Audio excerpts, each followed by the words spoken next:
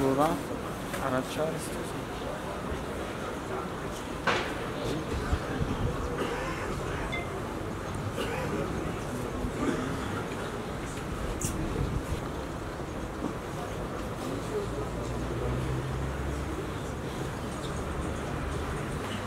Muhterem cemaat-i saflarımızı düz tutalım, zahmet.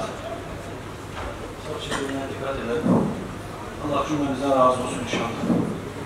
Değerli kardeşlerim, bu sofrada yatan ablamız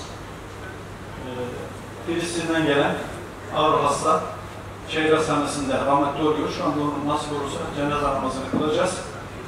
Ve Allah-u Teala'nın rahmetine ve mağfiretine tebliğ edeceğiz Allah nasip ederse. Diğer bütün kardeşlerimiz Allah için orada gaza ettiler, şehit oldular, gazi oldular. Hep Allah'ın dini için orada ne yapıyorlar? Allah'ın dinini müdafaa ediyorlar. Bütün kalpleriyle, bütün samimiyetleriyle, bütün ihlaslarıyla, bütün düşmanlarla beraber çarpışıyorlar. Herkes bir olmuş, sadece onlar Müslüman olarak ne yapıyorlar? İslam'ı savunuyorlar.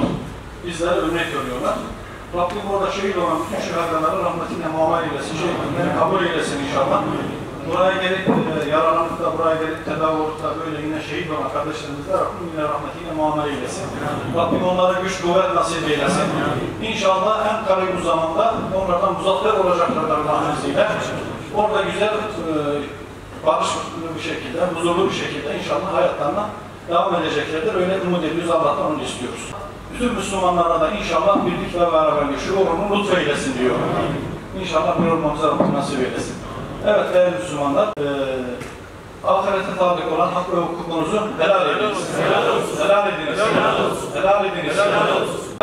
Bugün hazır olan imama birinci rekattan sonra Subhaneke duasını ve Celle Senamike ile beraber okuyoruz.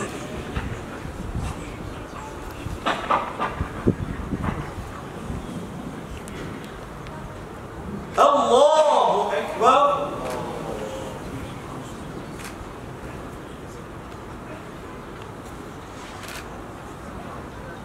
Allahu Ekber.